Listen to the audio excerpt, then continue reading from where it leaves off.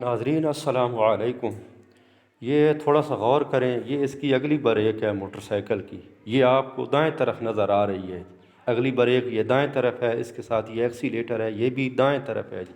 اور یہ نیچے پچھلی جو بریک ہے نا، یہ بھی آپ کو دائیں طرف نظر آ رہی ہے جی۔ تو موٹر سائیکل والے نے ان تین چیزوں کو دائیں طرف اس لیے لگایا ہے کہ موٹر سائیکل کو کنٹرول کرنے کے حوالے سے یہ جو تین چیزیں ہیں بڑا اہم کردار ادا کرتی ہیں جی۔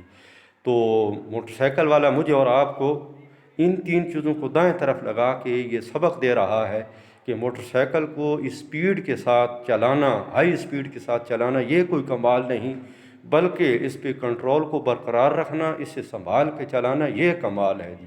تو اب مقصودی بات بھی سن لیں کہ ایک ہے بس یار نیکیاں کرنا، بہت زیادہ نیکیاں کرنا، اور ایک ہے اپنے آپ کو اللہ کی نافرمانی سے بچانا۔